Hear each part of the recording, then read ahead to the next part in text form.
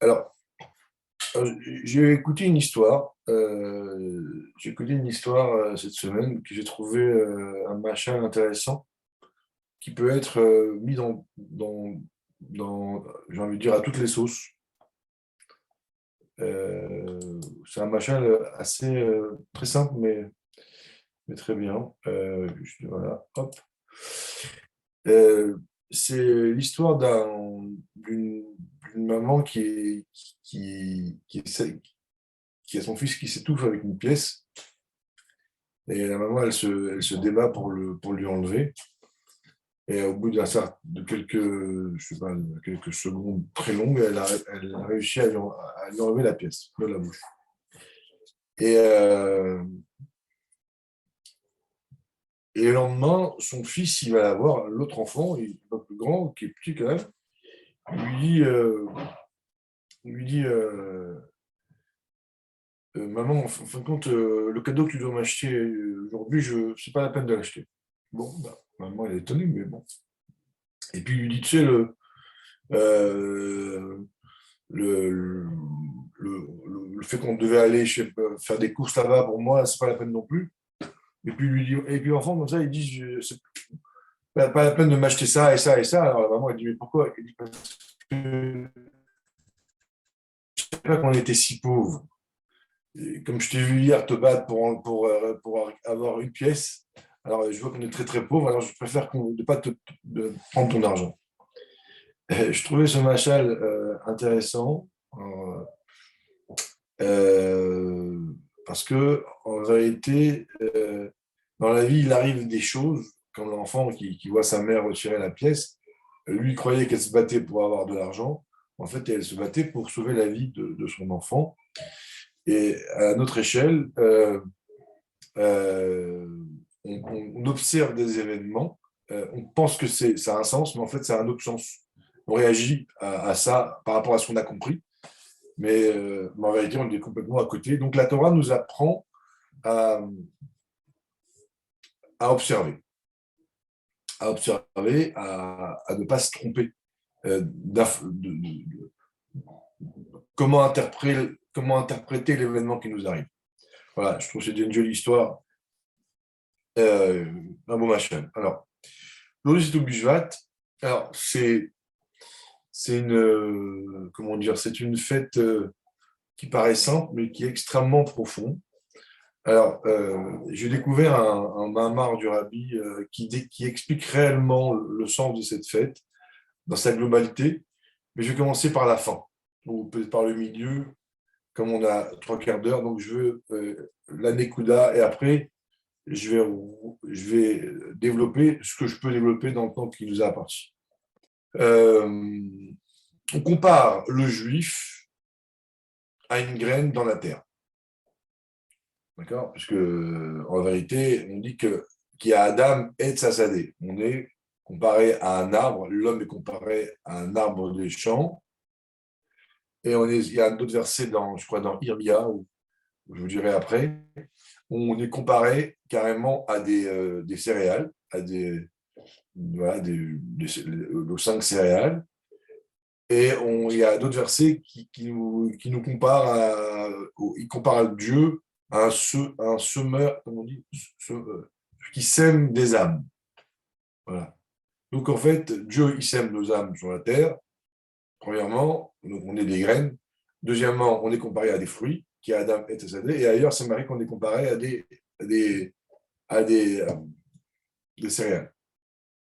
Et quand on fait Torah et Mitzvot, c'est écrit qu'on est aussi, c'est comme si on sème la Torah et Mitzvot. Voilà.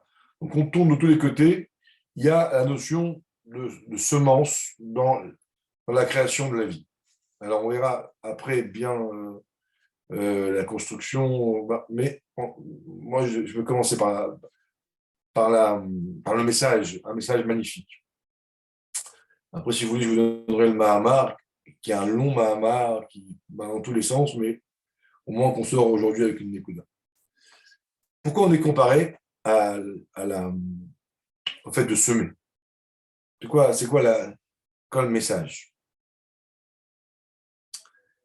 Alors écoutez bien, dans cette idée-là de semer, il y a le secret de la vie. Quand on met une graine dans la terre, il se passe deux choses. Il y a deux événements importants. C'est que la graine, elle rentre dans la terre, et qu'est-ce qu'elle fait? Quel est l'impact de cette graine dans la terre? C'est que elle va. C'est pas la terre qui va faire grandir la graine. Pas vrai. C'est que la graine dévoile une énergie qui existe dans la terre et qui va faire pousser le fruit ou l'arbre ou ce que vous voulez. La terre, elle a emmené à une force énorme, d'accord? Et la graine, elle vient dévoiler la puissance de la terre. La graine, c'est comme si elle envoie une information à la terre, oui, un code, et la terre, tout d'un coup, hop, vous poussez un arbre. Et bien, c'est exactement pareil. Je vais vous prendre dans le texte.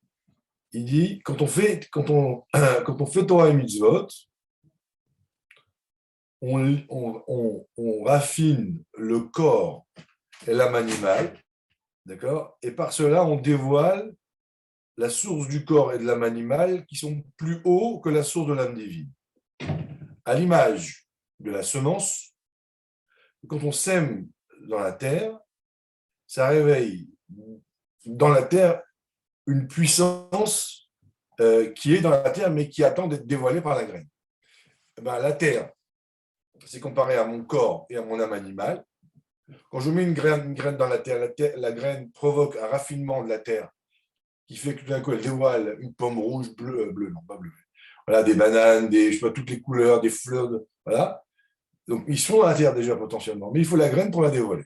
Et bien, quand moi je fais une mitzvah, quand moi je fais une tfila, quand moi j'étudie, l'étude ou la mitzvah euh, à l'impact, à l'effet d'une graine dans mon corps, dans mon âme animale, et ça va dévoiler dans ce corps et dans cette âme animale une force énorme qui existe potentiellement, on va dire, dans son shorei, dans sa source, mais qui est potentielle.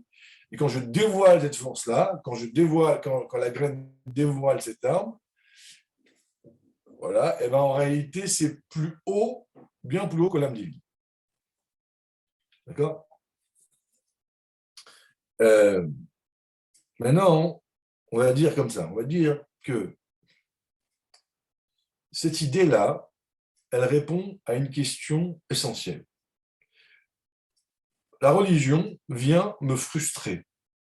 Elle m'interdit d'exagérer dans les plaisirs permis et elle m'interdit certaines choses. Mais on ne va pas parler de l'interdit complètement pour l'instant, mais voilà, le monde est rempli de choses énormes, mais on te dit, ah, ça un petit peu, ça pas trop, ça, t'as le droit. Pourtant, mon corps, il vibre, il voit, comme c'est beau. La matière est puissante, on te dit, non, c'est mal. Comment on peut, toute notre vie, supporter une information opposée à ce que je ressens? Vous voyez, moi, on me dit, c'est bon, je sens que c'est bon, et on me dit, c'est mal. Je deviens fou. Alors, en vérité, même si on accepte de ne pas le faire, c'est compliqué de vivre constamment avec une information opposée à ce que je perçois. Vous voyez?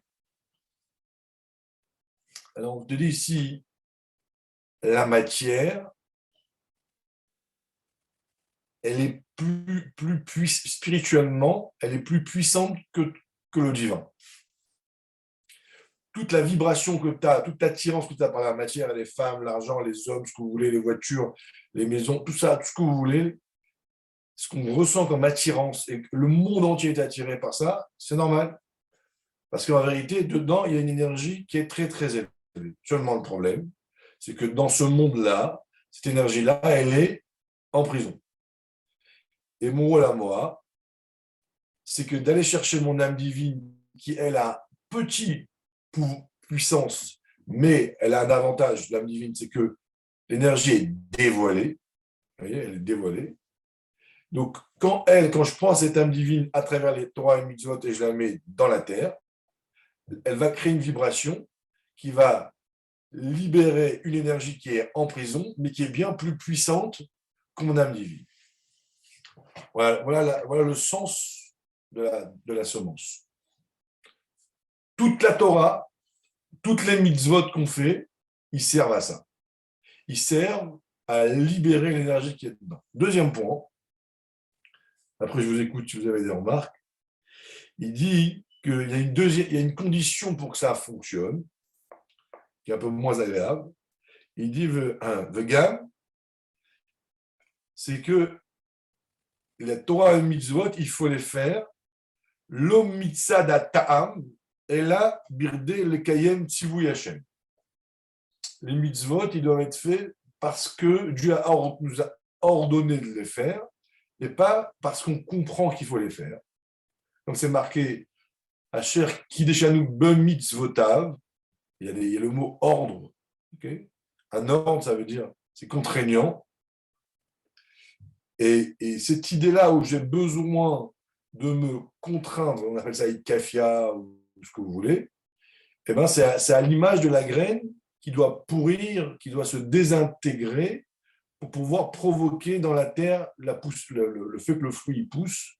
Donc c'est pareil, hein, pour que nos mitzvot, et surtout les mitzvot, pour qu'ils puissent avoir l'effet escompté, on doit avoir en nous un côté un peu où on doit se briser pour que ça puisse prendre. Ça, c'est le deuxième point. Voilà. Je veux dire, ces deux idées-là, alors là, alors, avant de continuer, avant d'élargir, la deuxième idée explique pourquoi l'âme Israël a passé autant de temps dans l'exil. Il dit ici parce que, c'est-à-dire que quand on était en Eretz Israël, chez nous, avec le Beth Amikdash, la deuxième idée n'était pas réellement respectée.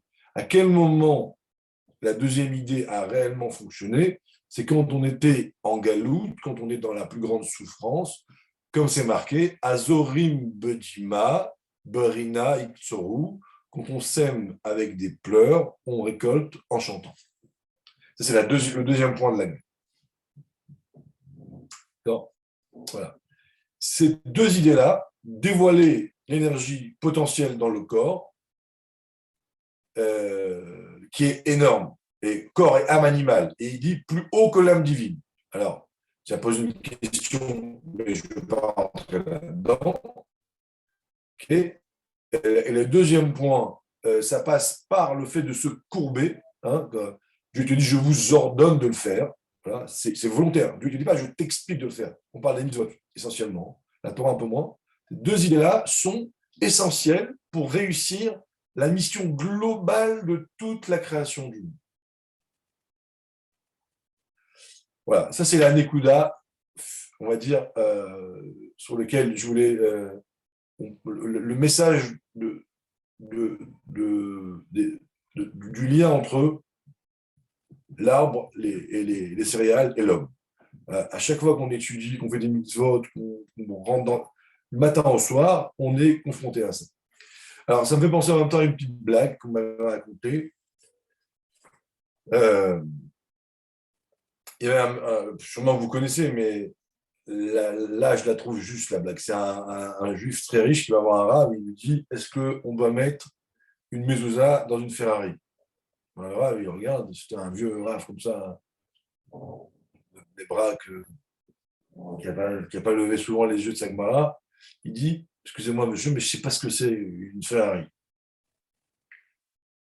Alors le monsieur, il s'énerve, il dit, j'ai tombé, je vais voir un rave un peu plus normal. Il va à Tel Aviv chez les libéraux et il dit, bonjour, c'est une question à la est-ce qu'on met une mezouza dans une Ferrari? Et là, le rave, c'est un rave libéraux, il dit, excusez-moi, je ne sais pas ce que c'est une mezouza. Voilà. Donc, vous avez ici, on va dire, le plus gros Yetzirah, qui est fin, qui te dit, il y a le Gashmi, il y a le Rouhani, et il y a l'âme et le corps, il y a l'âme il y a la graine et la terre, c'est pareil. Et on a tendance à vouloir mettre ça comme deux opposés. Il y a des gens, par exemple, ils ont toute une partie de leur vie où ils kiffent leur vie, après ils font tchouva et ils vont faire tchouva au collège, ils étudient. Alors, il y a eu deux moments, vous voyez, où il y en a qui font ça même dans la même journée. Il y a un moment pour ça, un moment pour ça. Et on a dans notre tête une espèce d'opposition entre les deux. Alors on te dit, c'est une erreur fondamentale. L'objectif, c'est, oui, de mettre une mezouza dans la Ferrari. Alors, bien évidemment, pas al pianara, quoique il y a des rébellions qui avaient des mezuzot avec eux tout le temps. Voilà. C'est que la Ferrari, elle a besoin que tu l'achètes. Alors, bien sûr, si tu habites à Cheville-la-Rue, tu ne vas pas acheter une Ferrari, parce que c'est pas bien. Mais si tu habites dans un endroit où avoir une Ferrari, ça correspond à un mode de vie, je ne sais pas si ça existe, d'accord? Eh ben, tu dois en acheter une avec de l'argent cachère, et avec la Ferrari, tu vas faire Mifsaïm, tu vas amener tes enfants à l'école en sécurité, et tu ne vas pas être. Tu vas pas appartenir à la Ferrari, mais c'est la Ferrari qui t'appartient, etc., etc. Tout ça, on met des graines dans la matière, et à travers ça, cette puissance, ce désir qu'on a de cette voiture-là, elle va se dévoiler comme étant un désir qui vient d'un niveau de kadosh. Mendy, Oui. j'ai une petite question. Mais donc, dans ce cas, tu dis, enfin, si on habite dans un endroit où le monde autour de nous, c'est habituel d'avoir des Ferrari, des grosses voitures comme ça, il faut avoir. Mais ça fait pas un peu faible en mode le monde fait comme ça, du coup, je dois suivre le monde? Non, on dit qu'on ne doit pas vivre. Par exemple, si tu habites dans le 16e, ou je sais pas moi, à Dubaï, tu vas chez une 4L, tu vois, ça fait style Anav à l'envers, tu vois. Tu te fais remarquer en étant. Ça s'appelle une fausse humilité. Donc, tu vois, non, si avoir une Ferrari, c'est le moyen normal sans être trop remarqué, tu vois, il ne faut pas être au-dessus et en dessous. Voilà. Mais avoir un beau avoir un mode de vie dans la matière normale, ça fait partie du tarlit d'un juif. Comme on a vu avec l'exemple. Et là, il m'a dit, est-ce que c'est, on doit, on, doit, on doit éclairer la matière? Je lui dis non. Le but, c'est pas d'éclairer la matière. Le but, c'est d'arriver, c'est une étape, rappelez-vous. Éclairer la matière, c'est le niveau de Moshe Rabbeinu, où il mettait sa femme sur l'âne. Le but, c'est d'arriver à dévoiler la matière. On ne parle pas d'éclairer la matière. Attention, hein. C'est une étape. Le but, c'est de dévoiler la matière. La matière, vous voyez, et c'est deux points différents.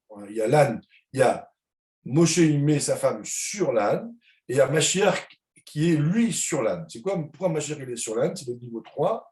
Je vous rappelle l'accord qu'on a fait il y a 15 jours. C'est que l'objectif, c'est que la matière, en fin de compte, va se dévoiler et toute sa puissance va porter Mashiach, va nous amener plus haut. Voilà. Donc voilà, il y a pas, il faut se repositionner par rapport à la matière. Euh, euh, parce que si vous voulez, ces deux points-là, ils ont un autre point, ils ont une autre information. Dès qu'on souffre en tant que juif, dès qu'on souffre pour faire Torah et mitzvot,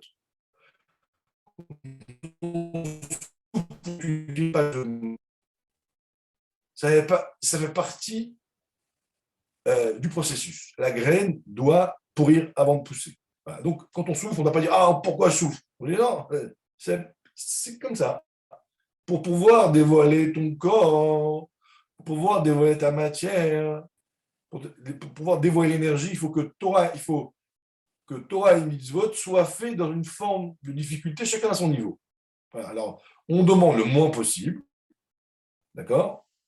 On doit se mettre toujours un peu plus on va dire de challenge, mais si on nous arrive, si la vie elle est difficile, il faut comprendre que on a été en galoute pour ça, pour être dans le niveau de la graine.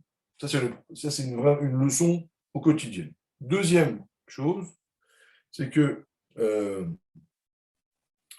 on ne doit pas, on l'a déjà dit souvent, mais notre but, c'est la matière. Voilà. On ne doit pas,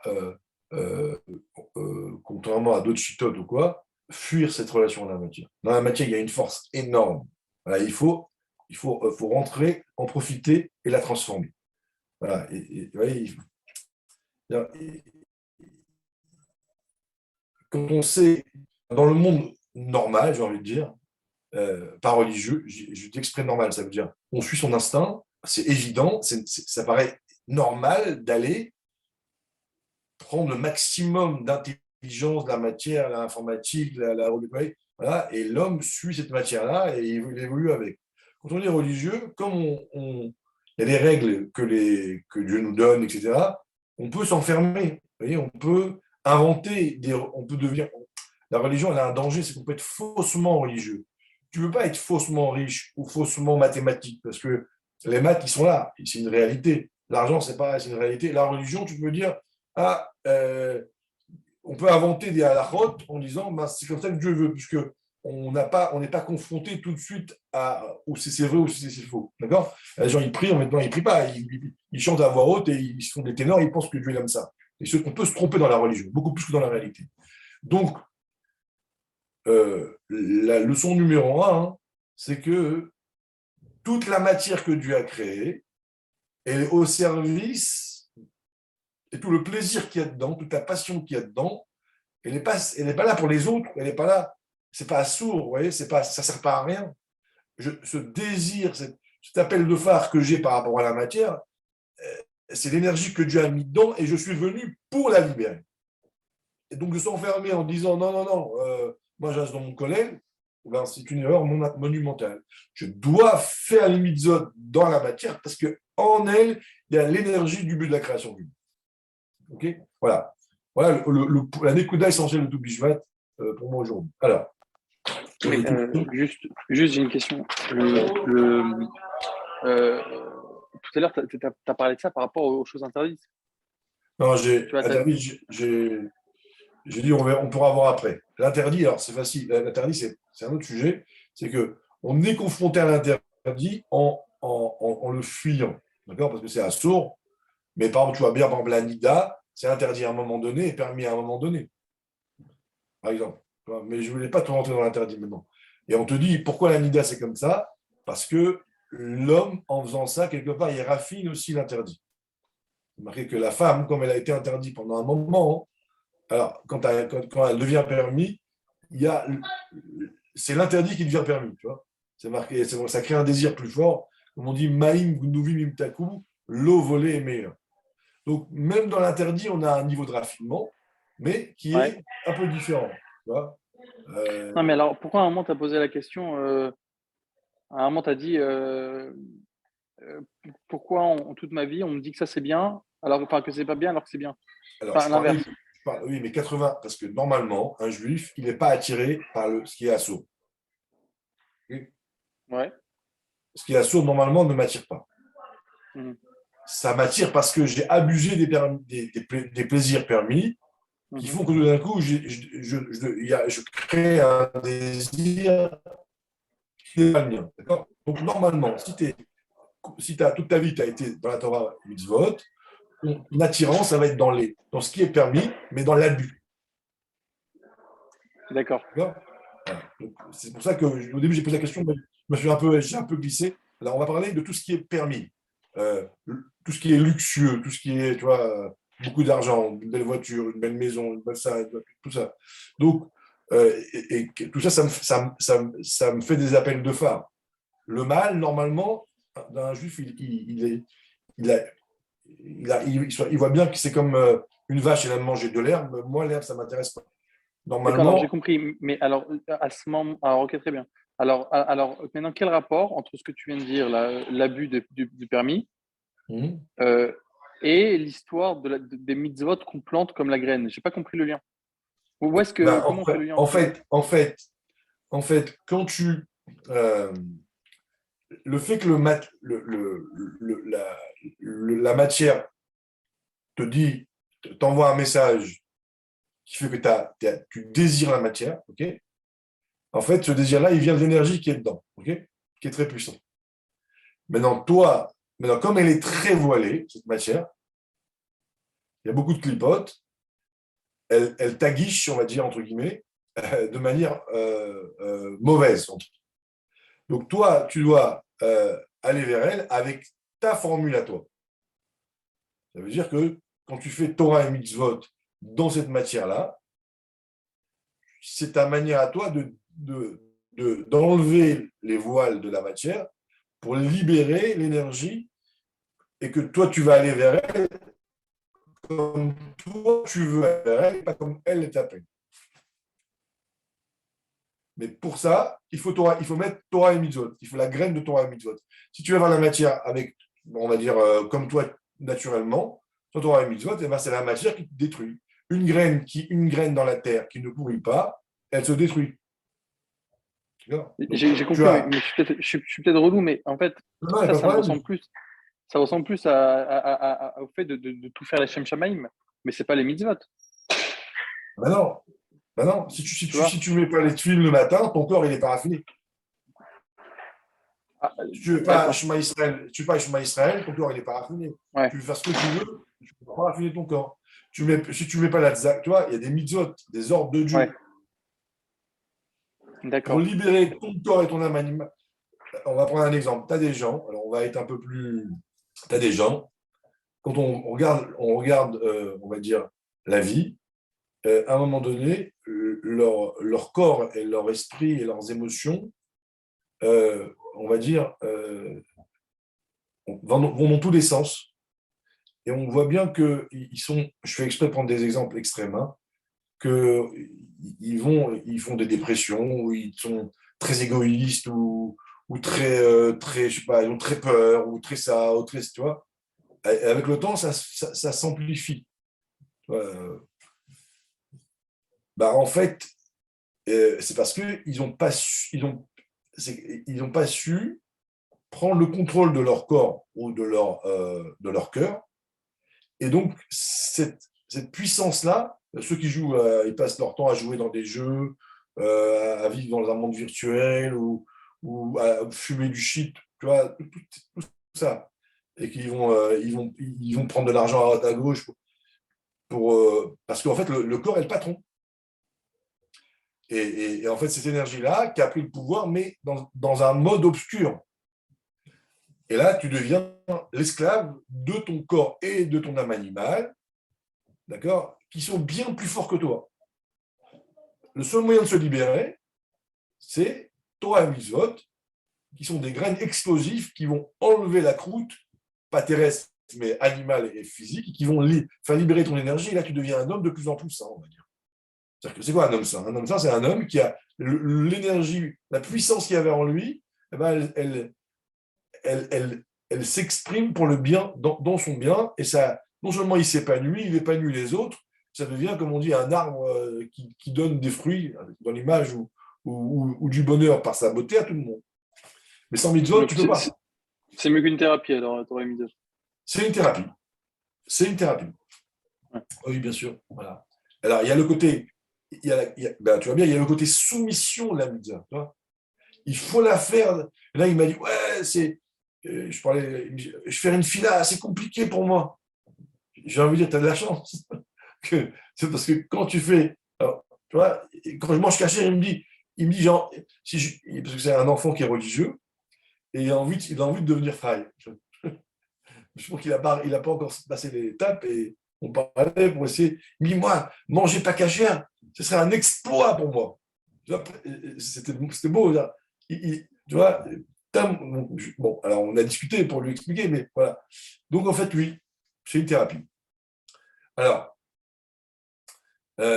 j'ai pris un peu de temps là-dessus parce que ça me paraît une idée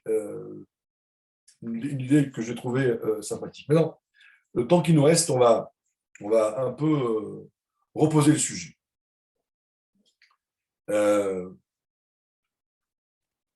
En vérité, si on veut, c'est magnifique parce que dans la Torah, on a 4 Rosh Hashanah, 4 têtes d'année, un au mois de Nissan, un au mois de Elul, un au mois de Tishri et un au mois de Shvat. Il y a dans l'année 4 moments qu'on appelle le début de l'année, pour différents événements. Et on a Shalosh Regalim. Et on a 3 fêtes. En vérité, les 3 fêtes, Shalosh Regalim, donc Sukkot, Pessah et Shavuot, hein, et les 4 Sheshana, il y a une forme de structure dans tout ça. Alors j'explique. Les 3 fêtes tombent toujours le 15 du mois. Sukkot, c'est le 15, Pessah, c'est le 15, et Shavuot n'est que le 51e jour de la fête de Pessah. La fête de Shavuot n'a pas de date précise, même si on l'a fait toujours le 6 Sivan, mais dans l'absolu, ce n'est pas comme ça. C'est la suite d'eux. Et en vérité, la fête de Shavuot est le 8e jour de Sukkot. Non, de Pessah, pardon. Et c'est le Shmini Atzeret de la fête de Pessah. Donc, en gros, si on veut, les fêtes juives, il y a Sukkot, il y a 7 et 1, mais le 1, le Shmini Atzeret, le 8e jour de Sukkot, il est juste après. Et Sukkot commence le 15 du mois. Pessah, il y a 7 et 1, donc Pessah commence le 15, mais le 8e jour de Pessah, c'est Shavuot. Il est 51e jour après Pessah. Ok. Par contre, Rosh Hashanah, les 4 premiers têtes d'année devraient tomber, en tout cas d'après Beth Shammai, tombent le 1er du mois. D'accord? Sauf Tou Bishvat, d'après Beth Hillel, c'est la question qui dérange tout le monde, mais techniquement, ça tombe au début du mois, le 1er du mois. Pourquoi? Parce qu'en vérité, si vous voulez, si on enlève les fêtes, les machins, les kidouches, la fouka, la matzah, si on prend mathématiques, il y a un moment où on envoie l'énergie, ça s'appelle la tête, le début d'énergie, l'impulsion. Il y a 4 dans l'année, 4 fois il y a une impulsion qui est envoyée, c'est les Arba Rosh Hashanah, et il y a les 3, en fait les 2, mais 3 on va dire, moments où la fleur est ouverte, est épanouie. C'est le moment où on va récolter l'impulsion. C'est le 15 du mois où la lune est pleine. D'accord? La lune est pleine, ça veut dire ce qu'on a planté le début, là on est en pleine saison, on va dire, où il y a l'épanouissement total de la fleur, l'énergie a donné ses fruits complètement. Voilà. Donc en fait, il y a un lien très fort entre ces 2 événements, début et fin. Voilà, si on peut dire fin. Alors, les 4 Rosh Hashanah, ils tombent le même mois que les 4 15 qui sont des fêtes, enfin les 3 15 qui sont des fêtes. Non. Pas forcément, ok. Il n'y a pas de. Pour l'instant, on ne fait pas des liens entre les deux, mais on fait un lien dans le mécanisme. Après, on verra le lien entre les deux, tu vois. Mais pour l'instant, il y a ce qu'on appelle le début de quelque chose ou la fin de quelque chose. Alors, la question, par contre, qui dérange donc tous les commentaires, quoi, en général en Chassidoute, c'est comment ça se fait que Rosh Hashanah, là, il a note, lui, il tombe le 15. Donc, je ne vais pas forcément rentrer aujourd'hui dans le développement de ce sujet-là. Je vous le dis, après, vous chercherez un peu. Mais voilà, c'est la question. Pourquoi est-ce que tout d'un coup, il y a une exception? Alors, je vais vous donner, on va dire, partager avec vous encore un petit peu du Mahamar. Après, je vous laisserai, voilà, le Mahamar, il est très beau. Peut-être qu'on le finira une autre fois. Il a été dit en Tafshin Lamed Aleph, le 15 Shvat, Tafshin Lamed Aleph. Il est dans ce livre-là, je ne sais pas si vous l'avez. Donc, c'est les différents Mahamarim du Rabbi qu'ils ont réunis dans un seul livre, mais vous pouvez le trouver aussi seul. Alors, il dit comme ça, il dit, comme je dis au début, on a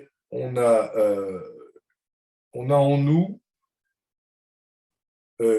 une partie qui est liée au végétal, aux céréales, donc tout ce qui est légumes, tout ce qui est Boré Adama. Et il y a tout ce qui est comparé aux fruits. Alors, ce qui est comparé à la terre, pardon, donc aux plantes, c'est lié au mitzvot. Les fruits, c'est lié au Limud Torah, déjà. Il y a le passouk qui compare à Adam ou al Shem Sechel. Ça veut dire quand on dit que l'homme est un arbre des fruits, d'accord, ça fait référence à la partie arbre, parce qu'on dit que le Adam, le Adam, c'est lié au Sechel, ça veut dire le côté plaisant, et quand on mange un fruit, quand on voit un arbre fruitier, ça crée du plaisir. Par contre, les parties mitzvot, d'accord, c'est plutôt lié au fait que, à la partie qui dit, on dit Israël Nikraim Beshem Tfoua, les Juifs sont appelés des récoltes, Chetim ou Seorim, et ça c'est quand on fait les choses avec Kabbalatol. Juste comme ça pour poser le sujet. Alors, maintenant regardez. Rabbi, il dit comme ça, il dit, quand j'arrive à la fête de Pessah, Pessah, c'est le moment où on récolte l'orge. L'orge, c'est lié au mitzvot, c'est lié à l'action, on va dire. L'action qui va contrarier, on va dire, l'âme animale qui est en moi et qui va ouvrir la crainte de Dieu.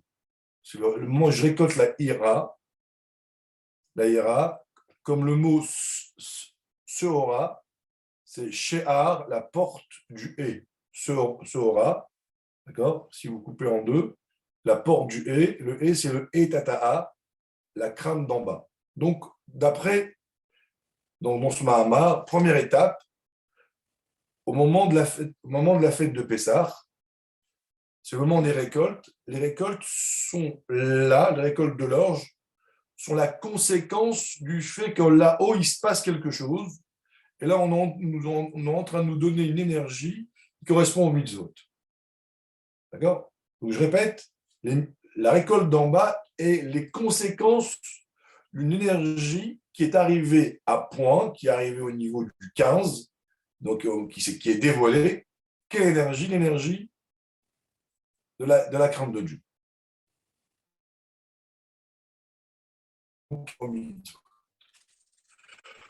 On arrive à Pessah, on arrive à Shavuot, là, on arrive, le Rabbi dit, à un deuxième niveau, c'est Matan Torah. Matan Torah, c'est le moment où on récolte le blé, Chita. Chita, c'est Gematria 22, c'est Gematria, donc les 22 lettres de l'alphabet. Ça veut dire que là, on nous donne la Torah. Alors, c'est une Torah, une étude qui est symbolisée par le blé. C'est-à-dire, c'est une Torah qui est utile au mitzvot. Je ne suis pas en train d'étudier pour comprendre, j'apprends pour savoir comment faire. Donc, 22 lettres de l'alphabet. Et qui est le blé, d'après la Gemara, il y a une marloquette, est-ce que c'est un fruit ou un céréal? Vous voyez, donc on est entre le céréal et le fruit. C'est-à-dire, je suis dans le côté intellectuel, mais l'intellectuel qui est, j'étudie comment je dois faire les mitzvot. C'est le niveau 2. Et le niveau 3, c'est la troisième fête, c'est la fête de Sukkot. Là, c'est carrément l'arbre. L'arbre au sens, on va dire, comment dire, à 100%. C'est le moment où j'étudie la Torah, je vais vous le dire dans les mots. Voilà. La Torah Atzma, chez Maala Minyan Mitzvot. Il y a un niveau de Torah qui n'est pas là. Je ne suis pas là pour étudier comment faire les mitzvot. J'étudie pour étudier, donc au-dessus du niveau des mitzvot, Ikar Inyan Adam, l'essentiel de la raison d'être de l'homme, Zot Atorat Adam, Mezet Beperot Ailan, ça c'est allusionné dans les fruits de l'arbre. Donc si vous voulez, les trois fêtes, Shalosh Regalim, il y a les céréales, un céréale, mi-céréale, mi-fruit, et les fruits. Mitzvot, Torah pour les mitzvot, et Torah pour la Torah. Ces trois moments-là, ils ont dans le ciel des moments donnés, on va dire, de floraison, des moments donnés où l'énergie est complètement dévoilée. D'accord ? La première floraison, c'est Pessah, l'orge. Donc, en bas, il pousse de l'orge. Après, il y a une deuxième floraison là-haut, le 15, c'est à la fête de Sukkot, de Shavuot. D'accord ? Donc, en bas, il y a du blé.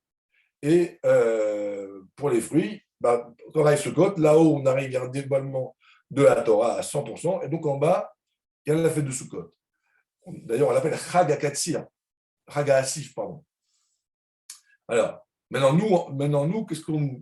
nous, la Torah, elle te dit, quand là-haut, il y a ce dévoilement-là, déconnecte-toi de la matière, fais un Yom Tov, d'accord ? Quand tu observes que ça pousse en bas, tu sais que là-haut, ça pousse, c'est le moment pour se dévoiler, tu fais un Yom Tov et tu vas te déconnecter un peu de la matière pour pouvoir prendre cette énergie qui existe en haut, pour pouvoir prendre de la force, pour pouvoir toute l'année profiter, avoir, on va dire comme on dit, Seora, c'est la porte de la crainte de Dieu.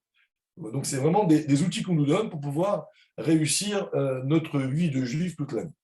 Voilà. Donc là, je vous ai donné quelques points du Mahamar, un petit peu décousu, mais voilà, je ne voulais surtout pas rater la fin que je vous ai dit au début. Ça nous met un petit peu, on va dire, dans les fruits et légumes vus par la Torah. Mais c'est un Mahamar, un texte qui demande de continuer. Alors, peut-être on continuera la semaine prochaine, je ne suis pas sûr. Voilà. Donc, je vous souhaite une bonne fête de tout Bishvat. Comme tout va tout le monde, de bonnes nouvelles. Bye bye. Merci Benji.